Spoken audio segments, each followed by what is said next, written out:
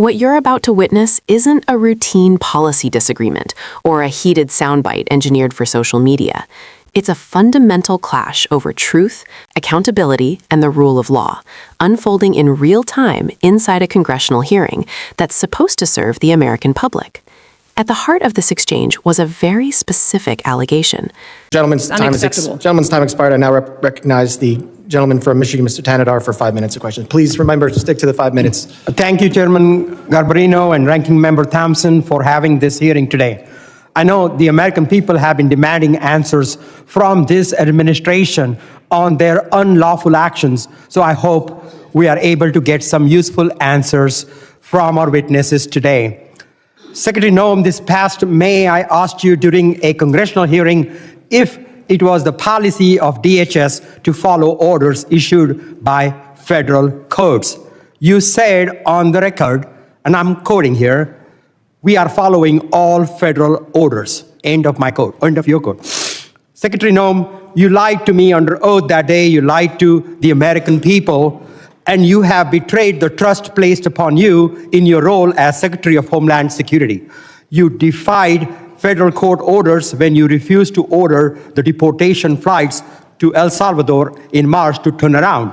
Federal courts have also found your department to have violated federal injunctions in your continue to send non-citizens on deportation flights, with some courts having called your orders unlawful.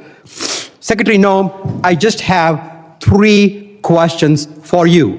1, why did you lie under oath by saying DHS was following all federal court orders when they clearly were not? Congressman. Question 2, let me finish my questions. Question 2, why did you mislead the American people when you said that no American citizens have been arrested or detained by federal immigration agents? And my last question, number 3, Donald Trump said that your ICE agents haven't gone far enough. Do you think terrorizing American citizens and assaulting peaceful protesters isn't far enough? Congressman, the Department of Homeland Security and this administration complies with all federal court orders. We always have and we always will. Not true. And we will continue to appeal. And sir, I will even tell you that at the highest court, at the Supreme Court, the Department of Homeland Security in our litigation has an over 90% success rate in winning at the highest court in our battle against activist judges across this country. Madam Secretary, we will continue to appeal. And then when it gets to the highest court and we get a decision, it is proven that we have been compliant. I will also say, Madam Secretary, let me. You want me to answer your questions or not? I do, but let me, you haven't been telling us the truth. Look, there have been at least 170 known cases of citizens being arrested or detained by federal immigration agents this year alone. This is the truth. Are you lying to the American people right now by denying these reports? When we are doing our targeted enforcement operations against criminal illegal aliens, individuals that are in that area may be detained until we verify who they are, and then they are released. This has been done for years, and every single law enforcement operation that has always happened, we follow the same protocols, and we continue to do that. We have never once detained or deported an American citizen. We have not held them and charged them. When we find out and verify their identity, then that is when they are released. You also asked about ICE agents going far enough. Sir, I will tell you that every single ICE agent, CBP agent, federal law enforcement officer that's out there doing their work every day, none of them will rest until our communities are safe. None of them will rest until terrorists, Secretary Noem, it is a fact that you ignored federal orders. And our children and our grandchildren can grow up. Let me reclaim my time here, please. Let me reclaim. Secretary Noem, it is a fact that you ignored federal court orders in March and in May of this year.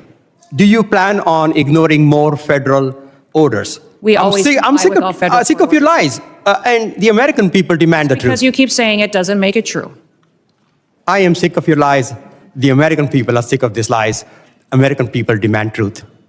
America is very happy that finally they have a president in the White House that gets up every day to keep them safe. Madam Secretary, your incompetence and your inability to truthfully carry out your duties of Secretary of Homeland Security, if you're not fired, will you resign? Sir, I will consider your asking me to resign as an endorsement of my work. Thank you very much.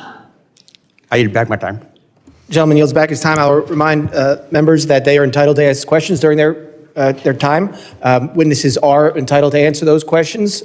Members are entitled to reclaim their time. So let's If we're going to have questions and answers, please allow it. You can reclaim your time if you want, but witnesses are here voluntarily. Please at least give them a chance to answer the questions that you're asking.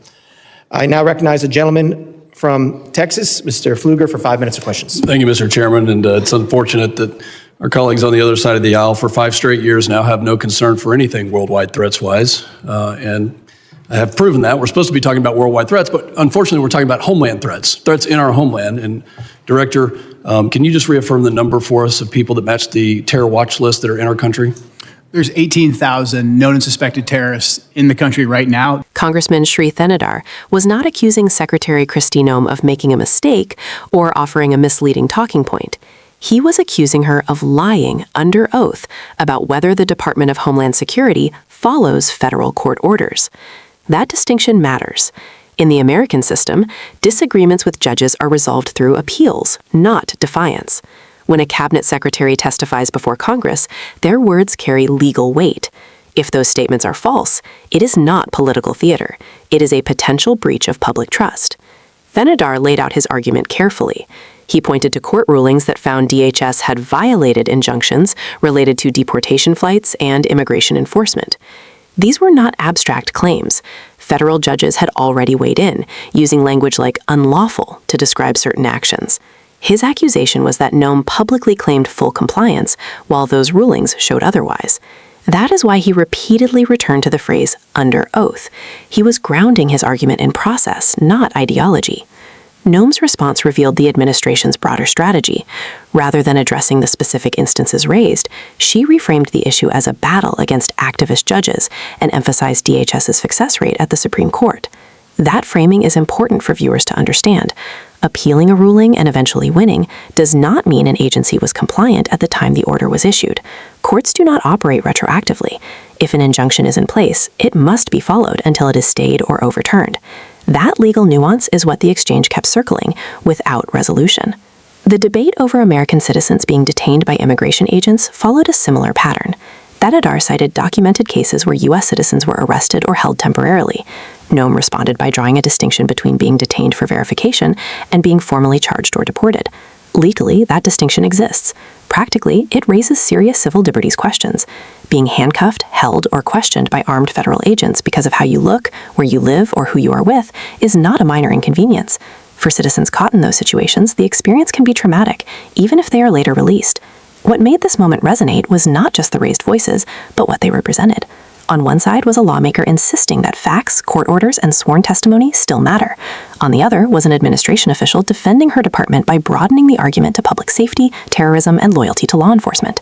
Those are powerful themes, but they do not directly answer questions about compliance with judicial authority. The exchange also exposed how quickly hearings can shift from oversight to breakdown.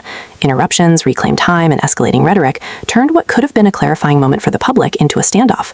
When that happens, viewers are left to piece together the truth themselves, often without clear answers from either side. The bigger takeaway is this: immigration enforcement is not just about border numbers or crime statistics. It is about how much power the federal government can exercise, who gets caught in that system, and whether constitutional checks still function when policies are politically popular. Congressional oversight exists to test those limits. When oversight turns into open accusation, it signals that trust between branches of government is already severely strained. If you care about the rule of law, civil liberties, or the basic expectation that government officials tell the truth under oath, this exchange matters. Watch it closely, read beyond the headlines, and decide for yourself who was answering questions and who was avoiding them. If this kind of breakdown and accountability concerns you, stay engaged, subscribe for deeper breakdowns like this, and share this discussion so more people understand what is really happening behind the microphones.